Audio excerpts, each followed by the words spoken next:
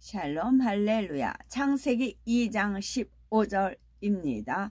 여호와 하나님이 그 사람을 이끌어 에덴 동산에 두어 그것을 경작하며 지키게 하시고. 아멘. 창세기 강의 쉬운 네 번째, 공룡으로는 두 번째입니다. 공룡이 사단의 미혹을 받는 과정을 말씀드렸습니다. 공룡은 그룹을 무척 부러워하였지요. 그룹이 아담을 호위하며 늘 함께했기 때문입니다. 그 부러움은 점차 쌓여서 자칫 악으로 변질될 수 있는 수위에 올랐습니다. 에덴 동산을 호시탐탐 노리던 사단은 이런 공룡의 변화를 바로 감지했지요. 그리고 공룡을 향해 비진리의 전파를 계속 보냈습니다. 마침내 공룡은 사단이 주는 생각을 받아들이게 되었지요. 이후 공룡은 선악과를 먹으면 그룹처럼 된다는 사단의 미혹에 넘어갑니다. 급기야 아담에게 선악과를 먹게 해달라고 요청을 했지요. 아담은 먹으면 안 되는 이유를 설명해 주었지만 공룡은 이미 그 말이 귀에 들어오지 않았습니다. 이제 공룡은 선악과를 따먹을 기회만 노렸지요. 어린아이들 중에는 부모님이 어떤 것은 절대 하지 말라고 하면 오히려 더 하는 아이들이 있습니다. 예를 들어서 성냥이나 라이터 가지고 불장난하면 안 된다. 잘못하면 불이 나서 집이 다 버릴 수 있어 라고 주의를 줍니다. 그리고 부모님이 외출을 하지요. 이럴 때 호기심 많은 어린아이들은 오히려 장난삼아 불을 켜보려고 합니다. 그러다가 정말 화재를 내는 경우가 있지요.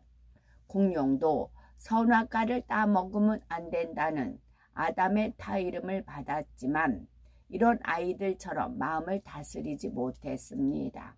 선악과 나무가 있는 동산 중앙 지점을 출입이 통제된 구역입니다. 중앙 지점은 출입이 통제된 구역입니다. 아담과 하와는 출입할 수 있었지만 다른 누구도 들어갈 수 없도록 그룹들이 항상 지키고 있었지요. 그래서 공룡이 선악과를 따먹고 싶어 해도 접근조차 쉽지 않은 상황이었습니다. 그러던 어느 날 아담의 대대적인 지구 행차가 있었습니다. 평소에는 아담이 그렇게 많은 그룹을 대동하지 않았지요. 일부는 대동하고 일부는 남아서 에덴 동산을 지키게 했습니다. 그런데 이날은 좀 특별하였지요. 자신의 권세와 위엄을 나타내는 상징물을 지구에 어디에 세우면 좋을지를 살피기 위해 모든 그룹들을 데리고 간 것입니다. 심지어 동상 중앙을 지키던 그룹들까지 데리고 갔지요. 선악과를 따먹을 기회만 노리고 있던 공룡은 이때를 놓치지 않았습니다. 우두머리 격의 공룡과 몇몇이 합세하여 거침없이 동산 중앙을 향했습니다. 출입금지 지역에 들어섰고 선악과 나무를 향해 나아갔습니다. 그러나 공룡이 목표 지점에 이르기 전에 하나님의 제재를 받았습니다. 이로써 공룡들의 도발은 실패하였지요. 공룡들은 선악과를 따먹지 못했지만 출입 금지 지역을 침범한 자체만으로도 돌이킬 수 없는 과오를 저지른 것입니다. 하나님께서는 공룡에게 진노를 하셨습니다. 출입금지 지역에 들어가 몇몇 공룡은 물론이고 공룡 전체가 함께 저주를 받았지요. 하나님께서 공룡 전체에게 진노하신 것은 그들이 모두 한 통속이었기 때문입니다. 우두머리 격인 공룡들이 선악과를 따먹고 그룹처럼 되기를 다른 공룡들 모두가 함께 바랬습니다. 자신들의 머리가 선악과를 따먹는 일에 성공하기를 기대했지요. 그래서 하나님께서는 출입금지 지역에 들어간 공룡들뿐만 아니라 다른 모든 공룡들에게도 벌을 내리셨습니다. 바로 그물과 같은 것으로 공룡들을 싸서 지구 곳곳으로 옮기셨습니다. 로마서 6장 16절은 너희 자신을 종으로 들여 누구에게 순종하든지 그 순종함을 받는 자의 종이 되는 줄을 너희가 알지 못하느냐라고 말씀하셨습니다. 공룡들은 사단에게 순종하여 사단의 종이 되었기에 더 이상 빛의 영역인 에덴 동산에서 살 수가 없었기 때문이지요. 혹여 이렇게 생각하실 분도 계실 수 있겠죠. 공룡이 선악과를 따먹은 것도 아니고 단지 그 지역에 들어간 것뿐인데 공룡을 모두 에덴 동산에서 쫓아낸 것은 좀 너무한 일이 아닌가라고 말입니다. 앞으로는 절대 그러지 않도록 단단히 경계하고 용서해 주시면 안 됐을까요? 라고 말입니다. 그러나 에덴 동산의 문제인 만큼 공룡을 한번 용서해 준다고 될 일이 아니었습니다. 에덴 동산은 악이 전혀 없는 순수한 공간으로 유지되어야 합니다. 청정 지역이요. 악이 틈타서는 안 되므로 한번 악과 접촉된 대상은 더 이상 에덴 동산에 있을 수가 없습니다. 하나님께서는 에덴 동산을 순수한 영의 공간으로 창설하셨지 지구처럼 인간 경작을 위해서 창설하지는 않으셨습니다. 에덴 동산은 악을 깨닫고 변화되는 그런 곳이 아닙니다. 오로지 하나님의 은혜 안에서 지킴받으며 사는 공간입니다.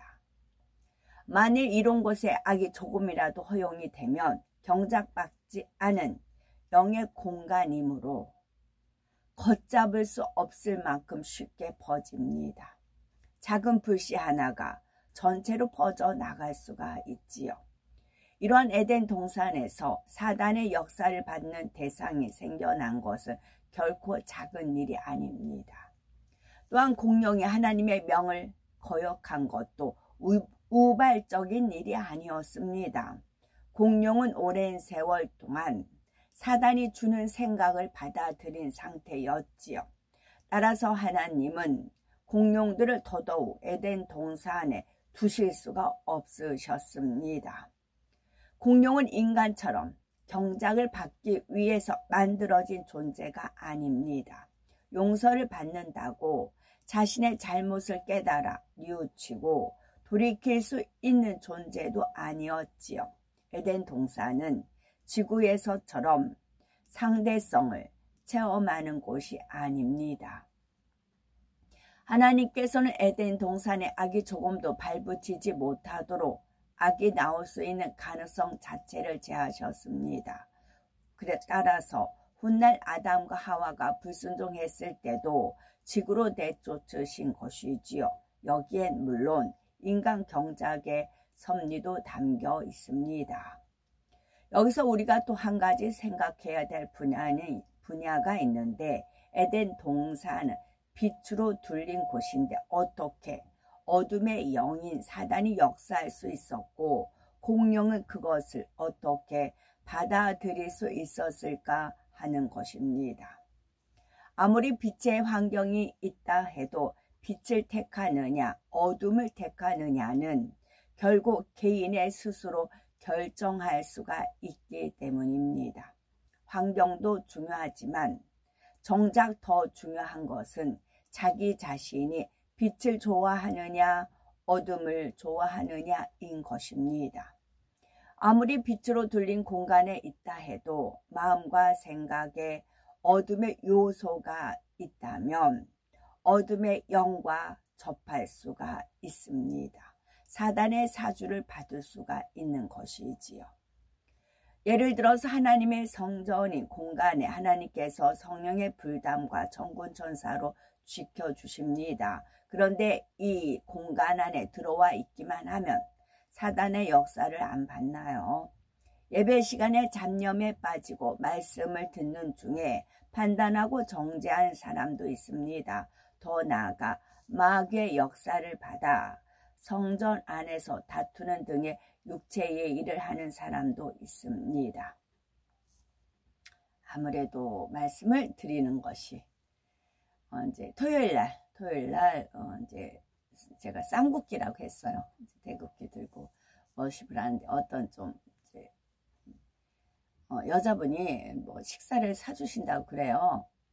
그래서 이제 뭐 하던 거니까 멈출 수 없으니까 이제 고개를 끄덕끄덕 했어요. 그러면서 주님께 기도를 했어요. 이제 고민이에요. 주님 어떻게 해야 돼요? 뭐 어떻게 고개는 끄덕였는데 가야 돼요? 말아야 돼요? 그러면서 이제 계속 워십은 하고 있었어요. 가야 돼요? 말아야 돼요? 저는 이제 안 가는 게 편하니까. 근데 또 만나야 될 사람이면 또 가야 되는 또 그게 있을 수 있으니까 여쭈었어요. 여쭈면서 이제 워십을 하고 있었어요. 근데 주님께서 이렇게 삥 돌으라고 해서 삥 도는데 삥 돌면서 그 여자를 보라고 하는 거예요. 삥 얇게 돌면서. 그래서 그 여자를 봤어요. 그래서 그 여자도 옆에서 이렇게 이제 춤을 춰요. 근데 저 춤이 성령의 역사냐 아니냐 감지를 하라는 거죠. 그랬더니 딱 봤더니 아니에요. 아니에요. 어머 아니에요. 저 저런 거 너무 싫어해요. 이제 제가 그랬어요. 이제 그러면 이제 결론이 나온 거죠. 예, 알겠습니다. 하고 이제 계속 했더니 이제 그러고서는 그 여자 이제 신경을 안 썼죠. 이제 왜 예스가 아니고 왜 노해야 되는가 이제 알았으니까. 아닌 게 아니라 이제 오더니 이제 뭐 식사 이제 그거는 그냥 던진 말이었고, 그리고 이제 그쪽을 이제 자꾸 이제 가까이 오니까 저는 피해서 이제 공간을 좀 차지하냐고 그랬죠. 낌새를 챘는지 어쨌는지 이제 식사 뭐 어쩌고 해서 아니요 그랬더니 알았다면서 이제 가더라고요. 이렇게 한 공간에 있지만 거기에는 이제 제가 할 때는 뭐 하늘 그렇습니다. 공간에 있지만 틀린다는 거죠. 이제 본인은 이제 뭐 그래서 나중에 아무리 성령의 역사가 강하고 하나님께서 빛으로 둘러 지키신다 해도 사단 또는 마귀의 역사를 받는 사람들이 있습니다. 아버지 하나님께서 지켜주시지 않아서가 아니라 그런 사람의 마음에 비진리가 있기 때문에 어둠의 영들과 접속이 되더라는 것입니다. 혹 아직 성결되지 못하여 나쁜 생각이 떠올랐다 해도 그것을 곧바로 물리치면 사단과 접속이 끊어집니다. 그런데 물리치지 않고 받아들이는 쪽을 스스로 택하기에 육신의 일로, 더 나아가 육체의 일로 나오게 되지요. 공룡은 빛으로 둘린 에덴 동산에 있었지만 마음에 어둠의 요소가 생겨났습니다. 사단이 그것을 빌미로 사주를 할 때 물리치지 않고 받아들였던 것입니다. 하나님께서 공룡을 지구로 옮기신 후 얼마 동안 아담은 지구를 왕래할 수가 없었습니다. 하나님께서는 아담이 공룡을 만나는 것을 허락지 않으셨지요. 그러면 아담은 과연 이 공룡 사건을 어떻게 받아들였을까요? 공룡은 아담에게 애완동물 같은 존재였습니다. 그런 공룡이 큰 잘못을 저지르고 하나님의 진노를 받아 지구로 쫓겨난 것입니다. 그러니 아담의 심정이 어떠했을까요? 마음이 아프고 슬펐을 겁니다. 아니면 자신이 그렇게 다 일렀는지도 듣지 않은 공룡에 대해 노여워했을까요? 아담은 노여워하지도 슬퍼하지도 마음 아파하지도 않았습니다.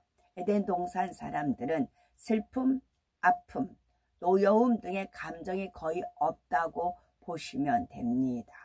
기쁨과 즐거움은 있지만 그것을 느끼는 일이 얼마나 행복한 것인지 모르지요. 기쁨과 반대된 감정이 없기 때문입니다. 다시 말해 에덴 동산에는 상대성을 느낄 수가 없습니다. 우리는 하나님 찬송 한 곡을 가지고 어느 때는 기쁨으로 부르고 어느 때는 이제 눈물을 흘리면서 우리 눈물 같은 눈물인데도 기쁨의 눈물이 있고 회개의 눈물이 있고 감사의 눈물이 있고 뭐 여러 같은 눈물인데도 거기에 감정이 배어 있어요. 근데 에덴은 아니라고요. 그래서 우리가 소중해요. 하나님께 예배드리고 하나님께 찬양을 하더라도 에덴 동산 사람들은 오로지 이제 기쁨, 환희 뭐 그런 좋은 것만 하나만 가지고 있어요. 근데 우리는 이 세상에서 희노애락을 겪었잖아요. 그래서 찬양을 할 때도 어느 때는 기쁨으로 어느 때는 감사로 어느 때는 회개의 마음으로 그렇게 찬양을 올리는 겁니다. 삶 속에서 우리가 하나님의 사랑과 은혜와 은총과 또 그런 것을 맛봤기 때문에 내가 또 죄에서 사함받았던 그런 기쁨도 있고 그렇기 때문에 그렇게 올리는 겁니다. 이 마음이 영원히 가는 거예요. 이게 영인 거예요. 다시 말해서 에덴 동산에는 상대성을 느낄 수가 없었습니다. 그래서 공룡사건이 엄청난 일임에도 아담은 그 심각성을 느끼지 못했지요. 마음에 그리 크게 와 닿지가 않았습니다. 아담은 그때까지 단 한 번도 하나님의 명을 어길 생각을 해본 적이 없었습니다. 앞으로도 그러리라 생각을 하였지요. 따라서 공룡사건이 강한 느낌과 함께 아담에게는 입력되지가 않았습니다. 아담은 공룡사건을 자신과 별로 상관이 없는 일로 받아들이게 되었지요. 다만 아담은 이 사건을 통해 하나님의 명을 어기면 어떻게 되는지를 알게 되었을 뿐입니다. 이해를 돕기 위해서 비유를 들면 태어나서 한 번도 아파 본 적이 없는 사람이 있다고 합시다. 이 사람이 절친한 친구가 많이 아픕니다. 이때 이 사람은 친한 친구가 아프니까 마음이 안타까울 수는 있지만 그 친구의 고통을 온전히 이해하지는 못합니다. 그저 많이 아픈가 보다, 힘든가 보다 이렇게 생각할 수는 있지만 친구의 고통을 진정 마음에서 느끼지는 못하지요. 아파 보질 않았기 때문에. 질병의 고통에 대해 들어서 알긴 했지만 자신이 느껴본 적이 없기 때문이지요. 이와 마찬가지로 아담 역시 공룡의 불순종과 그 결과를 보긴 했으나 그것이 마음에 절절하게 와 닿지는 않았습니다. 이 사건이 주는 교훈을 마음에 새기지를 못했지요. 그 결과 아담도 훗날 불순종의 길을 걷고 말았습니다. 아담이 공룡 사건을 심각하게 받아들이지 않은 또 다른 이유가 있습니다. 아담은 생각하기를 공룡이 비록 지구로 쫓겨났지만 지구 역시 내 권세 아래 있는 영역이다. 앞으로 하나님의 진노가 풀리면 그때 지구에 가서 공룡들을 볼 수 있다. 또 잘하면 공룡들을 에덴 동산으로 다시 데려올 수도 있다. 이렇게 안일하게 생각했던 것입니다. 아담의 마음과 생각이 이러다 보니 공룡 사건으로 인해서 크게 근심하거나 슬픔에 잠기지 않았습니다. 또한 공룡이 지구로 쫓겨난 후 시간이 흐르면서 아담의 마음에서 공룡에 대한 조금의 그리움마저 사라졌지요. 예전에 공룡이 아담에게 큰 기쁨과 즐거움을 준 것은 사실이지만 공룡이 없다고 해서 아담의 생활이 크게 변화하지는 않았습니다. 아담은 여전히 모든 것을 누리며 이전과 별 다름없이 살았지요. 우리 중에는 아담이 어떻게 공룡을 잊을 수 있을까 하고 의아하게 생각할 수도 있겠지요. 그런 분들은 아담의 입장에서 한번 생각해 보면 아담에게 공룡은 마치 애완동물과 같은 존재였습니다. 아담이 살아가는 데 있어 없으면 안 되거나 꼭 곁에 있어야 하는 존재는 아니었지요. 제가 토요일날 이제 방언기도 이제 합심 기도할 때 이제 하와 이와 그런 표현을 써요. 하와 이와. 쟤는 이제 그때 30대 34살 때였을 거예요. 그때부터 이제 기도 끝나고 방언하면 하와와 이제 그렇게 하거든요. 하와가 아바께 구하나이다 이제 그런 기도를 올렸었어요. 하와에 지는 원죄가 있잖아요. 그 죄를 이제 속죄하는 그런 이제 영으로 이렇게 기도를 하는 거죠. 그래서 하와 이와라는 그런 이제 대목이 나오더라고요. 그래서 아버지께서 하와 이와 아니 하와 이와 이부는 완전히 뭐 그런 게 이렇게 그게 있어요. 변천사 일종의 그게 있어요. 근데 하와 이와 이 기도를 제가 이제 올리냐고 들으면서 제가 이 기도 또 올리네요. 이제 그랬었어요. 이게 34살 때부터 이렇게 33살 이제 주민등록 끝자리가 347이라고 했잖아요. 왜 그러냐면 34살 때 하나님 음성을 친히 들었어요. 34살 부활절날 막달라 마리아가 무덤에 가서 주님을 배웠듯이 부활절 일찍 가야지 하면서 이제 그와 같이 일찍 이제 서둘러서 이제 새벽녘에 갔을 때 아무도 없었거든요. 부활절. 그때 기도하던 중에 이제 세상 끝날까지 함께하리라 그런 우렁찬 뭐 많은 물소리와 그런 음성을 들었을 때가 34살이었어요.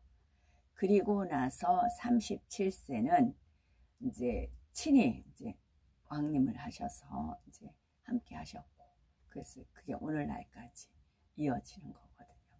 347로 됩니다. 그랬을 때 하와 이와 이부 하와 이와 그래서 특히 여자들이 그 원죄 그거를 알 수가 있는 거죠. 또한 아담은 처음부터 무엇 하나 부족함 없이 모든 것을 누리며 살았습니다. 그래서 자신에게 주어진 모든 것을 귀중히 여기기보다는 마땅히 누리는 것으로 생각하였지요. 하나하나를 소중하게 생각하지 않고 무신경하게 대할 때도 있었습니다. 비유를 들면 부잣집에서 태어나 무엇 하나 부족함이 없게 자라는 아이가 있다고 합시다. 갖고 싶은 장난감을 원하는 대로 다 가질 수 있습니다. 그것도 최고급, 최신형 장난감을 다 가질 수가 있지요. 그런 장난감 중에서 어느 날 하나가 없어졌다면 아이는 어떻게 반응할까요? 처음엔 어디 갔지? 왜 안 보이지? 하면서 찾을 수도 있습니다. 그러나 찾다가 없으면 이내 잊어버립니다. 그것 외에도 갖고 놀 장난감은 많이 있기 때문이지요. 공룡이 에덴 동산에서 사라진 후 아담도 이와 비슷한 상황이었던 것입니다. 하나님께서는 공룡이 이렇게 될 것을 미리 알고 계셨지요. 그럼에도 하나님께서 아담에게 공룡을 주신 이유는 무엇일까요? 하나님께서는 공룡이 변해가는 것을 알고 계셨습니다. 하나님께서 사전에 막고자 하셨다면 얼마든지 공룡을 막으실 수 있었지요. 그러나 하나님께서 막지 않으신 이유는 무엇일까요? 하나님께서는 공룡 사건이 아담에게 큰 깨우침이 되기를 원하셨습니다. 먼저는 불순종의 대가가 어떠함을 알기 원하셨고 아무리 작은 어둠이라 해도 한 번 허용하면 종국에는 돌이킬 수 없는 엄청난 결과를 가져올 수 있음을 마음에 새기길 바라셨지요. 또한 사단이 얼마나 간교하게 미혹하는지도 직접적으로 체험하도록 하신 것입니다. 또한 사단이 얼마나 간혹하게 미혹하도록 간접적으로 체험하도록 하신 것입니다. 그래서 이후에 아담이 어떠한 미혹을 받아도 공룡 사건을 기억하여 승리하기를 바라셨습니다. 그런데 아버지 하나님께서는 아담이 결국은 불순종할 것도 아셨지요. 그럼에도 아담이 사망의 길로 가지 않도록 미리 경험케 하심으로 최선을 다해 막아주셨다는 사실입니다. 따라서 아담도 핑계치 못하지요. 하나님께서는 나를 경작하기 위해서 결국은 내가 불순종할 걸 아시고 선악과를 두신 것이 아닙니까? 라고 말할 수도 없습니다. 아버지 하나님께서는 최선을 다해 아담을 진리로 가르치셨고 깨우침을 가질 기회도 주셨기 때문입니다. 아버지 하나님께서는 이처럼 하나하나 과정을 거치면서 인간 경작을 계획하셨고 준비하셨습니다. 아담이 범죄하기를 바라며 선악과를 두신 것이 아니지요. 아담이 사단의 미혹에 빠지지 않도록 가르쳐 주셨고 깨우쳐 주셨으며 지켜 주셨습니다. 그러나 앞서 말씀드린 대로 아담은 공룡 사건을 통해서 그다지 큰 깨우침을 갖지 못했습니다.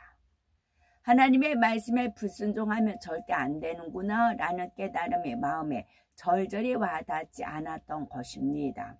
이렇게 마음으로 온전히 깨닫지 못했기에 결국 아담도 공룡처럼 불순종의 죄를 짓습니다.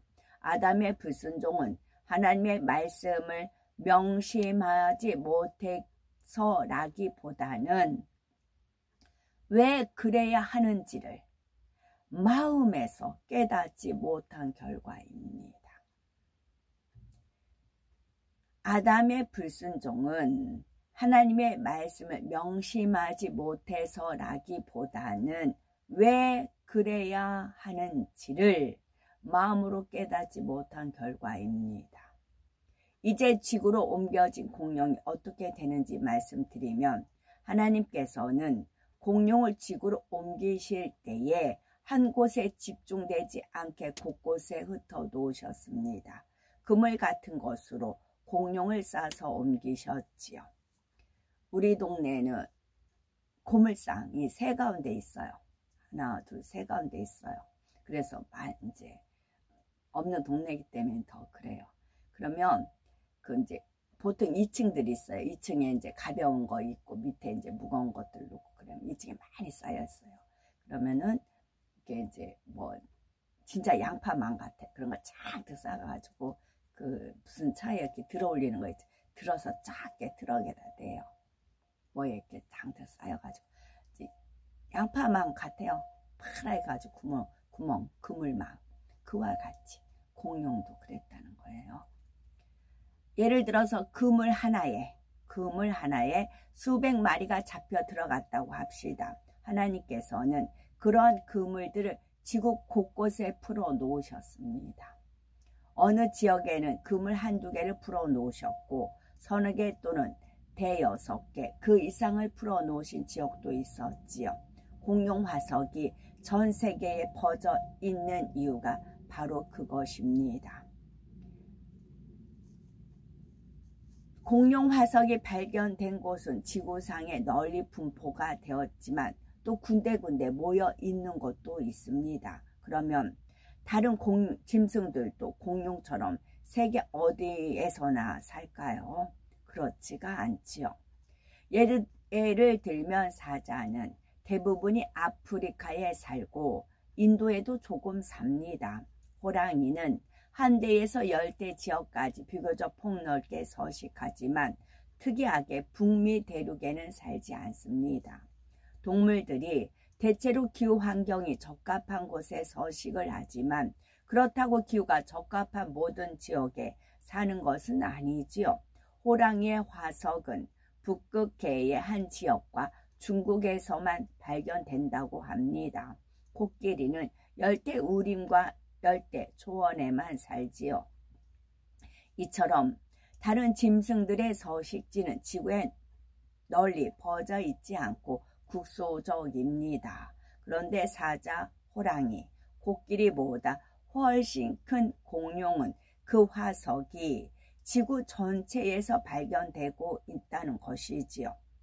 이것은 하나님께서 공룡을 에덴 동산에서 지구로 옮기실 때 전 세계에 흩어 놓으셨다는 말씀을 입증을 됩니다. 이렇게 지구로 내쫓긴 공룡이 어떻게 변질되고 행하는지가 또 이제 말씀이 나옵니다. 공룡이 선악과를 따 먹으려다가 발각되어 지구로 내쫓긴 과정을 말씀드렸습니다. 하나님께서 공룡이 이렇게 할 줄 아시면서도 아담에게 붙여주신 이유도 설명드렸고요. 아담이 공룡 사건을 통해 불순종의 결과를 마음으로 진정 깨닫고 큰 교훈으로 삼길 원했습니다. 우리도 마찬가지입니다. 지혜로운 사람은 다른 사람의 신앙 체험이나 간증을 들으면 그것을 내 자신에게 잘 적용을 합니다. 아담처럼 별 의미를 깨닫지 못하고 그냥 흘러버리지 않지요. 고린도전서 10장에 출애굽한 이스라엘 백성들이 광야에서 멸망받을 일을 인용한 내용이 나옵니다. 그러면서 6절에 그런 일은 우리의 거울이 되어 우리로 하여금 저희가 악을 즐겨한 것 같이 즐겨하는 자가 되지 않게 하려 함이니 했습니다. 또한 11절에는 저희에게 당한 이런 일이 거울이 되고 또한 말세를 만난 우리의 경계로 기록하였느니라 했습니다. 우리는 공룡 사건을 거울 삼아 내 자신의 마음을 점검해 보셔야 되겠지요. 아주 작은 악의 모양이라도 발견되었다면 그냥 지나쳐서는 안 됩니다. 당장은 작게 보여도 얼마든지 심각한 악으로 발전될 수 있음을 중심에서 깨달아야지요. 깨달았으면 그 악의 모양이 온전히 벗어지기까지 불같이 기도해야 합니다. 악인 줄 알면서도 버리지 않는 사람에 대해서는 야고보서 1장 23, 24절은 말씀합니다. 누구든지 도를 듣고 행하지 아니하면 그는 거울로 자기의 생긴 얼굴을 보는 사람과 같으니 제 자신을 보고 가서 그 모양이 어떠한 것을 곧 잊어버리거니와 라고 했습니다. 그리고 이어지는 25절에는 자유하게 하는 온전한 율법을 들여다보고 있는 자는 듣고 잊어버리는 자가 아니요 실행하는 자니 이 사람이 그 행하는 일에 복을 받으리라 했습니다. 우리는 머리로만 알고 행치 않는 어리석은 사람이 되지 마시고 마음으로 깨닫고 행하는 복 있는 분들이 되어야 되겠죠. 아멘. 샬롬.